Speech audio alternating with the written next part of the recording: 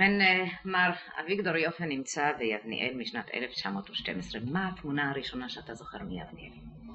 התמונה הראשונה שאני זוכר מיבניאל זה שהיה פה רק רחוב אחד ועוד חצי רחוב, שהבתים היו מחוברים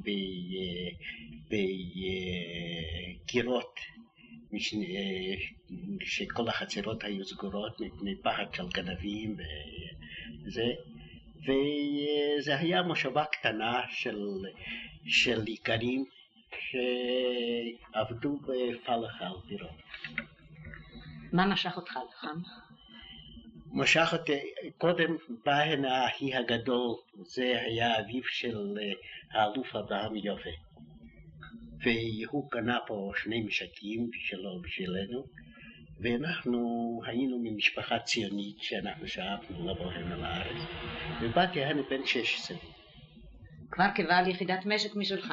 לא, היה לנו עוד אח אחד פה, שהוא אחר כך עבר למושב חירות בגוש תל מונד. ובכן, אתה באת בעצם ליבניאל בלי לבחור לעצמך את המקום, אחיך בחר. אחי בחר, אני בעצם באתי הנה ללמוד בגימנזיה, הרצליה, אבל אחי אמר לי אז, גימנזיסטים יש לנו הרבה, אין לנו חקלאים. ודבריו נכנסו לליבי, ואני החלטתי להיות חקלאי. ואני מודה עד עכשיו על הדבר הזה שלא סטיתי מהמשימה הזאת שקיבלתי עליי בימי נעוריי. אחיך שהשפיע עליך זה אביו של אברהם? אברהם, כן. ובכן, הגעת למושבה. הספקת ללמוד חקלאות באיזה מקום? לא. אולי תסלח לי רגע, תעשה ככה. תחכה בגרונך. עד שבאתי לארץ ישראל אני בכלל לא ידעתי מה זה עבודה. אפילו את הנעליים שלי הייתי תמיד מוצץ עם מבצעים על ידי המשרתת הנוצריה שהייתה בבית. וכשבאתי הנה כמובן שהשוני היה גדול מאוד, כי נכנסתי תקף לעבודה קשה ומפרכת. רצית להשתוות למישהו? היה איזה מופת שרצית ללמוד? המופת היה זה שהיו פה איכרים יותר ותיקים מאשר אנחנו, וכל אחד רצה להצטיין ולהידמות אליהם בידע ובכישרון לעבודה. אתה מה שנקרא כאן קבוצת הרדיקלים? מאותם המשפחות. מה זה בדיוק רדיקלים ביבניאל? זה היה מה שנקרא, אז חשבו את זה בתור מפלגה ליברלית. זאת אומרת שזה היה בעד שיווי זכויות לנשים במושבה ודברים כאלה, ולהכניס קדמה למושבה. רצית לעשות משהו, לא? האם היה צריך ללחום לזכויות האישה ביבניאל? כן, הייתה, בדבר הזה היה מלחמה גדולה מאוד פה. זה היה פעם אפילו פילוג במושבה, שהיו 2 ועדים בקשר עם השאלה הזאת. אם אני חושב עכשיו שאם זה היה כדאי אז לעשות, אני חושב שזה לא היה כדאי. כי בעצם הייתה פה גם יקרה אחת במושבה שהיה שמה שושנה יופי, שהיא הייתה אחותו של הרופא הלל יפה שהיה פעם, ולה הייתה זכות דעה. המפלגה שהיא התנגדה לזה, היא התנגדה לתת זכות דעה לנשים, נשי היקרים. אבל תפקיד הרדיקלים היה בזה שהם דרשו שלנשים תהיינה שווי זכויות אותו הדבר כמו לגברים. אני רוצה להבין את הנקודה הזאת. האם הוויכוח היה על זכות להצביע בהחלטות? להצביע באספות הכלליות של המושבה יחד עם הגברים. מי היו נגד? זה על פי רוב היו זקני הזקנים, הזקני היקרים, שהם היה להם גישה אחרת לדבר הזה. מי הצליח? אתם הצלחתם. אתם הצלחתם, הצעירים הצליחו. כן, אחר כך הצליחו. ובכן, נעזוב את הוויכוח הזה. אדון יופי, אני רוצה שתספר לי מה ביבניאל של אותם הימים, וזה ערב מלחמת העולם הראשונה, כן? מה היה בה בהשוואה למושבות אחרות? כלומר, אני רוצה שתשווה אותה עם מושבות. עם מושבות הגליל? כן. אני חושב שאז הייתה אותה ההתעוררות של כל מושבות הגליל, שהיו פה איזה 7 מושבות. נכנסו כוחות צעירים לתוך המושבות מהפועלים שעמדו בחוות סג'ר על פי רוב, והם רצו להכניס שיטות עבודה חדישות ועבודה עברית בעיקר. וזה הצעירים של אז התפדרו בזה. ראשית כל היה בדבר הזה שהיה אז הביטחון, אמנם לא במובן של עכשיו, אז כמה שמשונה הדבר, יראה משונה הדבר, שהם כמוהו במתיחות היו מחכים לתקריות של שדידת סוסים על ידי בדואים, ואז כשהיה קורה כדבר הזה, אז היו רצים תקף הביתה, לוקחים כל אחד את הנשק שלו, ורק יוצאים מפתח הבית, תקף מתחילים ביריות, בצורת פזה ערבית. וכל המרבה כמובן ביריות, הרי זה משובח. היו קופצים על הסוסים בלי מוקפים, והיו דהרים דרך ואדי פיג'אז, שזה היה הדרך היחידה שהבדואים בורחים שם בשביל לצלוח את הירדן. אם הבדואים היו מצליחים להעביר את הפדות דרך הירדן, הפעימות היו עבודות, כי רק משק אחד היה מאחורי הירדן, זה היה משק דגן יערב. אבל אם הספיקו הצעירים שלנו לרדוף אחרי השודדים ולתפוס אותם לפני הירדן, אז על פי רוב השודדים היו נרתעים, עוזבים את הפעימות, ואז היו חוזרים את הבחורים בתהלוכת ניצחון למושבה, לקריאות גיל של הנשים והבחורות, ובערב היו מנתחים את כל הדברים האלו, את כל האירועים האלו, במועדון הקרייץ. מה זה היה הקרייץ? הקרייץ זה היה המדריכה של הצטלבות הרחובות, ששם היו בערב מתאספים השומרים, חברי השומר שהיו בזמן המנוחה שלהם מהשמירה, וגם הצעירים והצעירות. ההצטלבות זה המסעף של הדרך הראשית של יבניאל, עם הדרך שפונה לכיוון בית דן. לכיוון כנרת. לכיוון כנרת. כן. ושם לפעמים בזמן שהיו רדפים, אז הסוס היה נבהל לפעמים ומפיל את רחובו, והיה בורח חזרה לחצר, והרוכב המסכן היה ברגלי צולע במקצת. בערב על הקרייץ היו שם משפשפים את עצמותיו כהוגן. והמפליא שבדבר שהוא היה מקבל את זה בסבלנות ולגמרי לא מסתלק מהמקום לפני זה, נושא את חרפתו. מה זה משפשפים את עצמותיו, מכים? לא, חס ושלום, רק לועגים לו. והוא היה נושא את חרפתו בסבלנות, אולי מפני הרגשה שהוא פגע בתמונה הכללית של שדה הקרב. היו מגזימים קצת? מי זה אומר שהציזבטים היו מגזימים? מי זה אומר? אני רוצה שתענה לי קודם ואחר כך תגיד את זה. תענה לי על השאלה, היו מגזימים? מגזימים ביותר, כל הציסבטים של הפלמ"ח היו כאין וכפס כנגד כל הסיפורים שאם היו יכולים לדובב את אבני השפה של הקרייץ הזה, שהוא היה מספר את כל הגוזמאות שהיו מספרים כל אחד, שהנה אוטוטוט הכדורים שלו פגעו בשודדים, או שהכדורים של השודדים כמעט פגעו באוזניו. וכמובן שהם בעצמם ידעו כל אחד שזה לא נכון, מכיוון שהם קיבלו אזהרות חמורות לא לפגוע באנשים מפני נגמת דם שהיה אז נהוג אצל הבדואים, והם היו מגזימים מאוד. אתה זוכר איזה סיפור קלאסי מאותם הימים של הקרייץ? כן, הקרייץ היה גם כן תחליף לתיאטרון.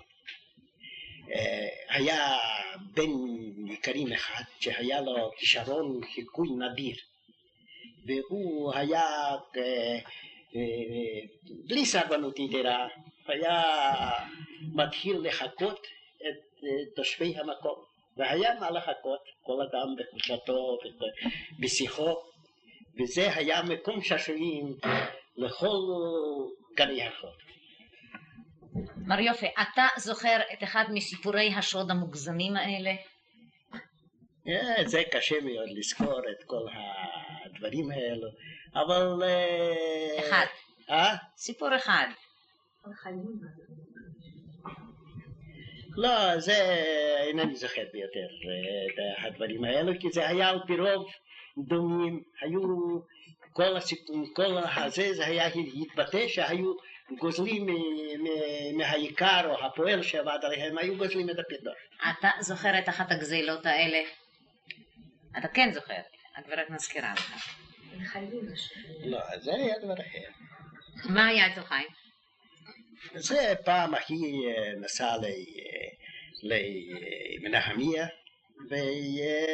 והתנפלו עליו שודדים ופצעו אותו, והוא בכל זאת הצליח לברוח ולהגיע למושבה. לא, אבל אני מתכוונת לאיזה סיפורי גבורה מהמין הזה של הרוכבים שאחר כך היו מגזימים. אני רוצה לשמוע איזה גוזמאות כאלה. רגע, אני חושב כשדובר בזה, זה אתם הייתם קוראים אצל מתתיהו. ובכן את זה עתיד תשאלי אותו, הוא יספר, יהיה פה אחד שהוא ידבר על הביטחון. תספר, הוא יספר. אני לא מדברת מאספקט ביטחוני, אביגדור, באמת. אני גם כן, אבל אני באמת לא זוכר עכשיו. אני לא זוכר עכשיו. ואתה זוכר איזה ירידה אחת בוואדי למטה כשאתה השתתפת במרדפים האלה. אז אני גם כן צייר. ואותו הדבר, אני לא הייתי בין אלו שנפלו כמובן מהסוסים שסיפרתי קודם, אבל השתתפתי גם כן בכל הדברים האלה. כיצד קרה שאתה לא נפלת אף פעם מהסוס? רק לבכות. עכשיו, אני רוצה לחזור רגע לעניין הזה. באמת, אני לא סתם מענה אותך, אני רוצה קצת צבע בסיפור הזה. עמדו על הקרייץ. כל ערב נפגשו על יד הקרייץ הזה? בוודאי. אני אומר לך, אני אמרתי לך קודם שזה היה מועדון. זה היה מועדון ממש שכל ערב היו מתאספים שם. שם היו הבנים פוזלים לעבר הבנות? בלי שום ספק. אני לא הייתי ביניהם. היית כבר נשוי?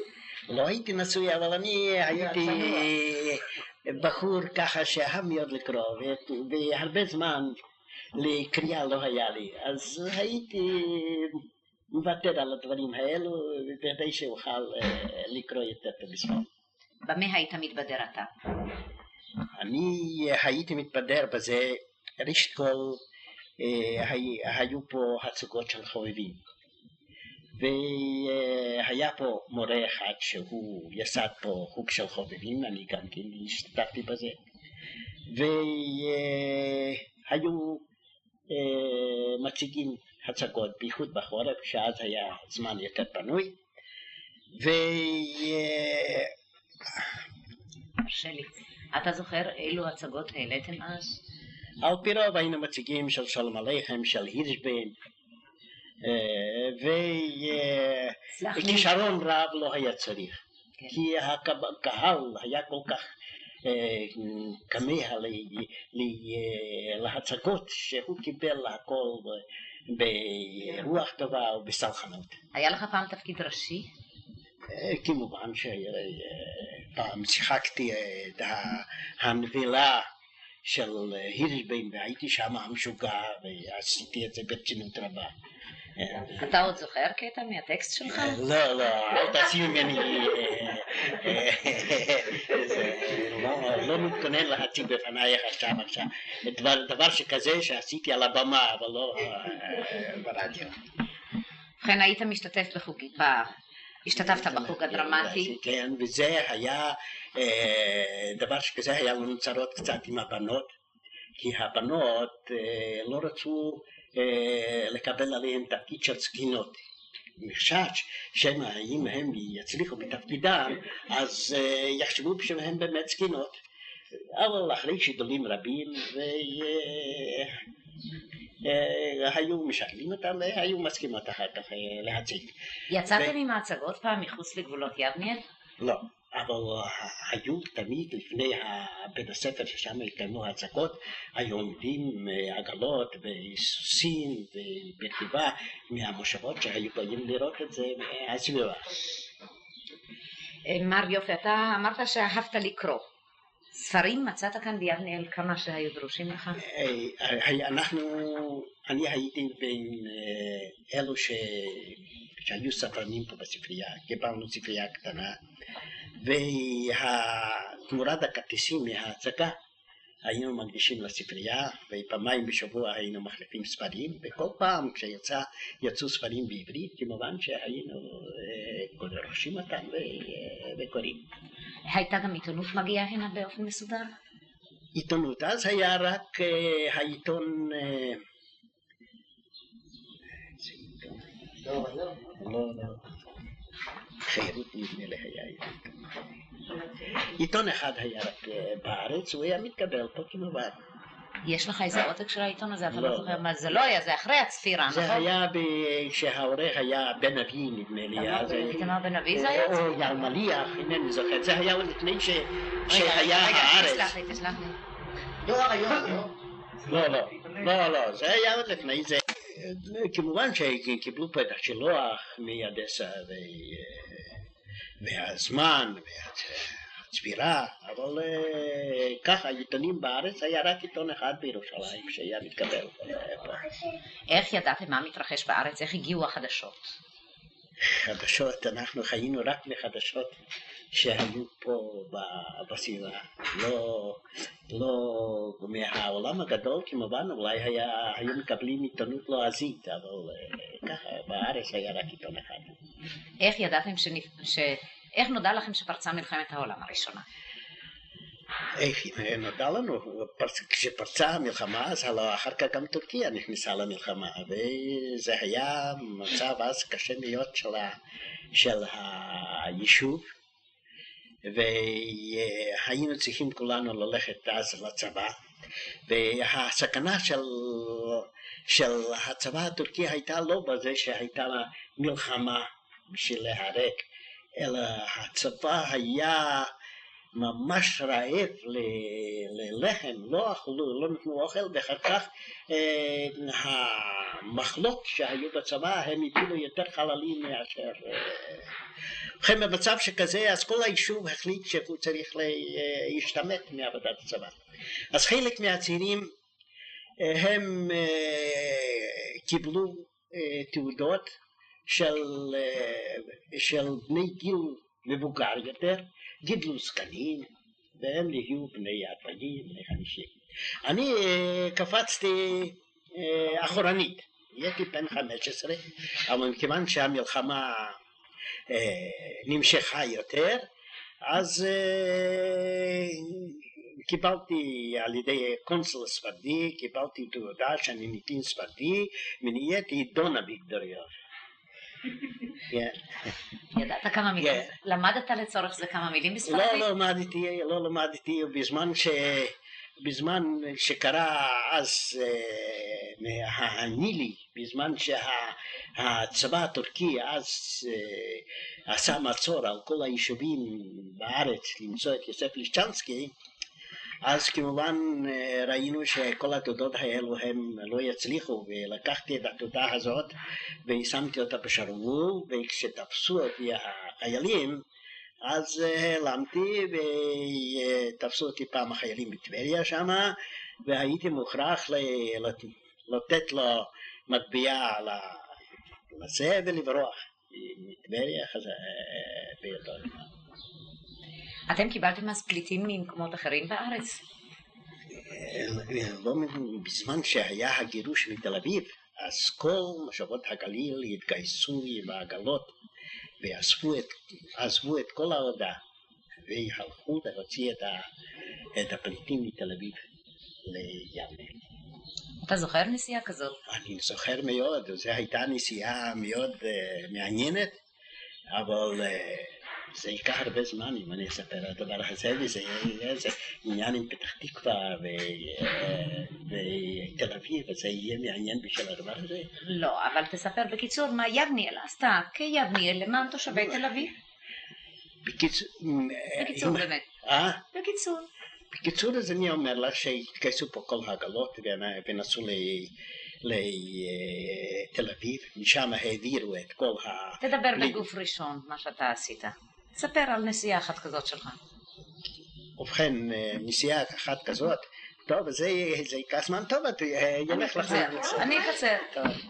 ובכן, אנחנו יצאנו מפה 12 עגלות, זה היה כבר משלוח שני, אחרי שהגיע שליח מוועד תל אביב, שהעגלות לא מספיקות להוציא את כל התושבים, אז לא היה לא אוטומובילים ולא מסילות ברזל בשביל להוציא, והם לא יספיקו עד צו הגירוש להוציא את כל הזה.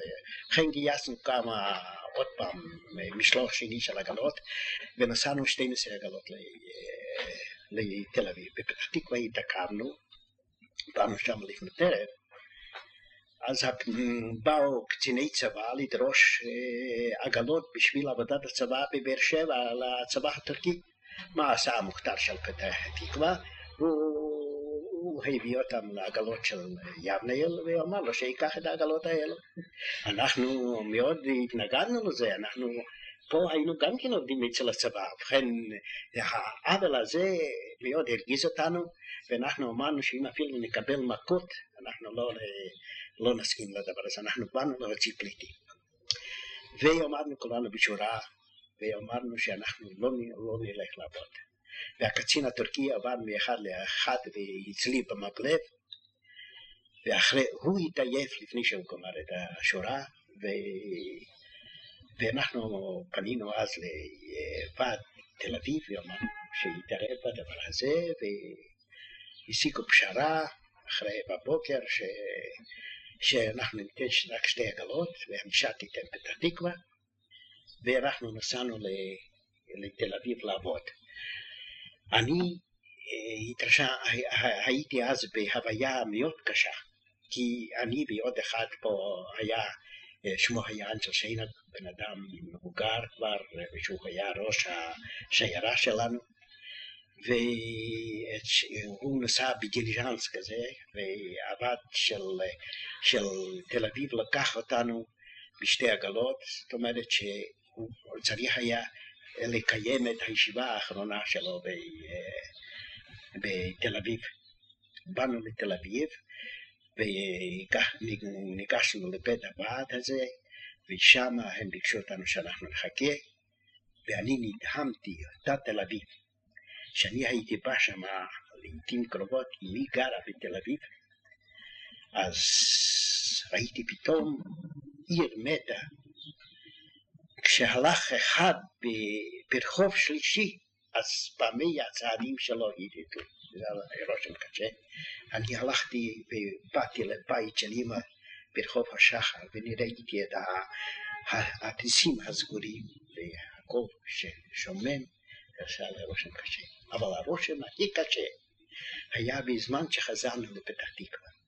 אנחנו באנו שם כבר בלילה, זה היה ערב פסח, ליל הסדר, בכל בית בבית התקווה ישבה משפחה של פליטים שעזבו את תל אביב, יישוב דל, בלי שום עתיד לקיום, שלא היה להם אפילו כסף לימים הראשונים. וכן מכל בית נשמעו יללות נוראות.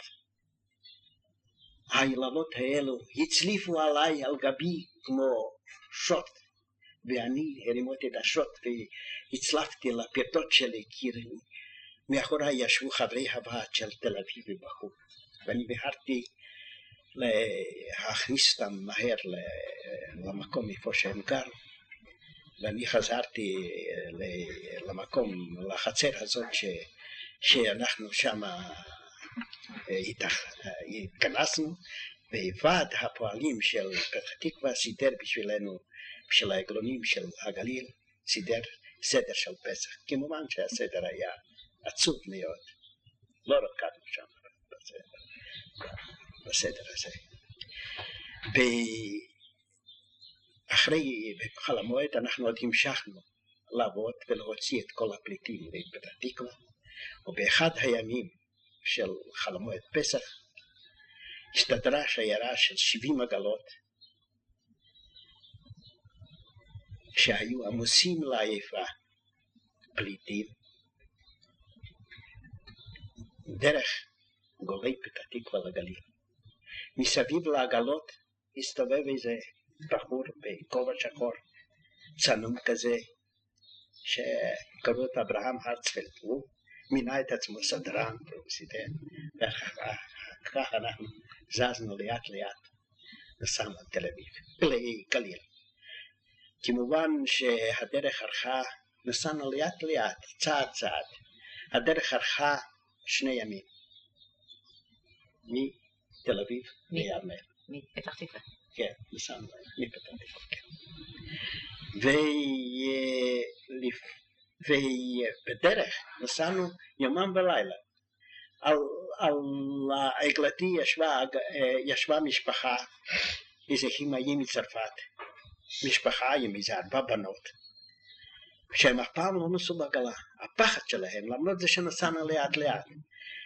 וכל העגלונים במשך הזמן, מכיוון שהעגלה נסעה לאט, היו נרדמים, העגלונים נוסעים לאט, עגלה אחרי עגלה.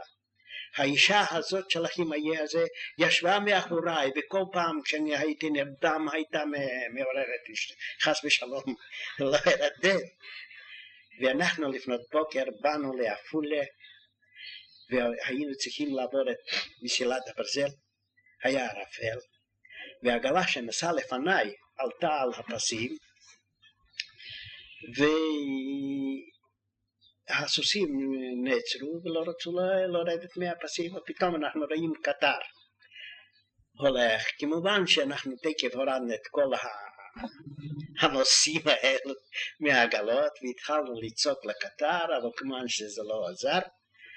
הקטר בא ופרץ, הרס את העגלה שלפניי, והפתות שלי שעמדו בתוך הירידה הרימו את העגלה עם כל המסע הזה ולקחו את האחרנית, והסוס של העגלה הזאת שעברו עליו נהרג כמובן, וזה עשה רושם קשה מאוד על הפליטים וכל הפחד הזה. אנחנו ארגנו אותם וככה, ואחרי זה מעפולה כבר נסענו בלי שום אינצידנטים והגענו למושבה. פה סידרו להם אוהלים של מחצילות, וגם איפה שהיו איזה בית או רפת פנויה או משהו, שם ישכינו אותם. ובמשך השנים החדשים האלו שהם היו פה, זה היה כמעט שנה, התעסקו, נתנו להם לאסוף לקט אחרי התבואה כדי שיוכלו להתקיים. אחר כך נוסד ועד הגירה שהוא תמר באלו שלא היה להם באמת להתקיים, והילדים שלהם למדו פה בבית הספר. ובית הקברות שלנו גם כן קיבל כמות גדולה של אנשים שלא יכלו לעבור על הסבל הקשה הזה שפגע בהם. עד שנכנסו האנגלים והתחילה חזרה, אז חזרנו אותם חזרה.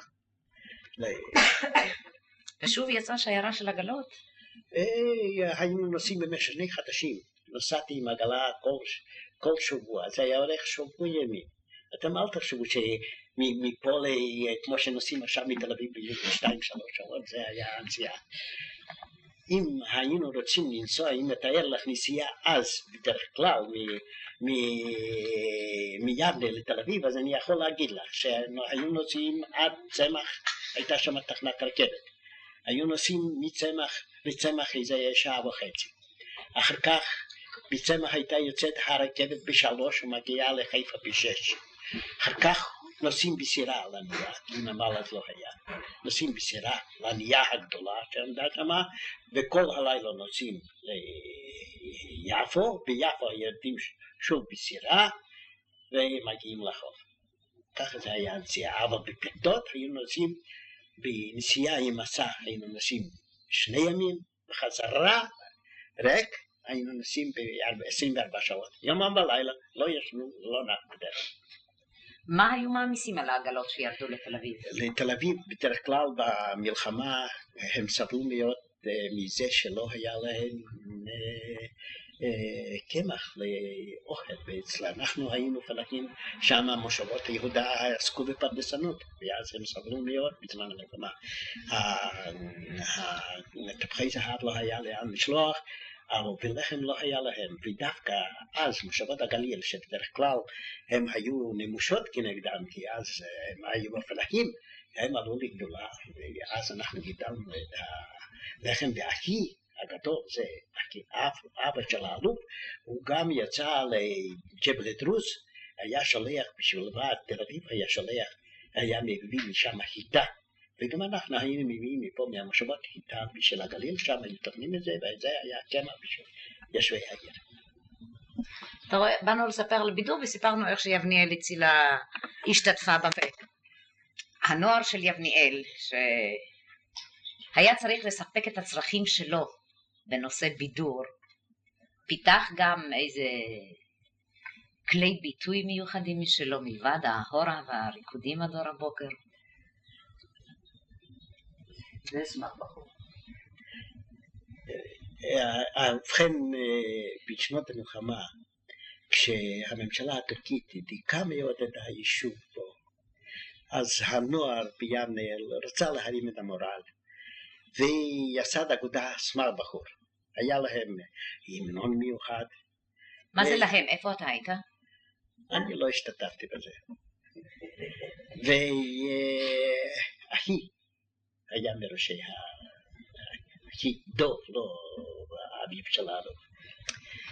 והיה להם המנון, ואחרי זה, וההזקה להילולות שלהם, זה היה בחצוצרה. אבל זקני העדה חששו שמא הממשלה הטורקית תעליל שהחצוצרה זה בשביל אימוני צבא יהודי. ובכן הם אסרו את השימוש בחצוצרה. הצעירים התמרדו, ובמה התבטאה ההתמרדות? בזה שהם ירדו לטבריה וקנו שופר.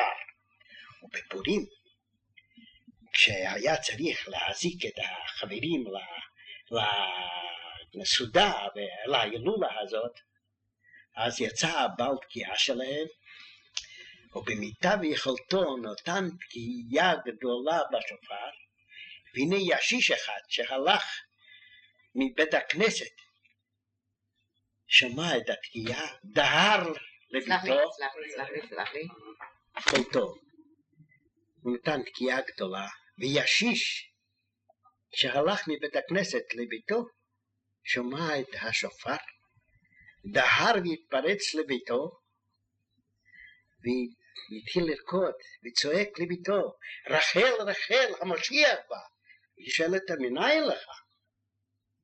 מה זה כהה בנחמה ששמעתי תקיעת שופר, וזה בפורים? אתה זוכר את מילות ההמנון סמך בחור? רק את השורה הראשונה. סמך בחור בילדותך, אדם להבל דמה. ואיזה מנגינה היה מושר השיר הזה? זה היה בתור כמו ההמנון של הסטודנטים. שמע בחור בילדותך, אדם להבל דמה.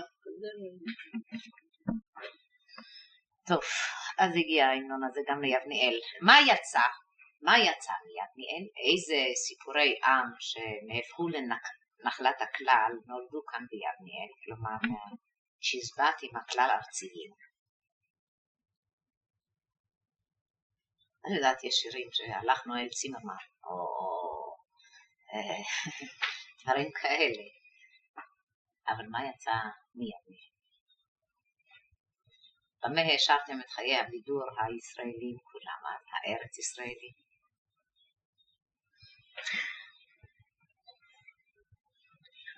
נולד פה איזה שיר, איזה סיפור, איזה משהו שלא יצא מכאן. אוקיי.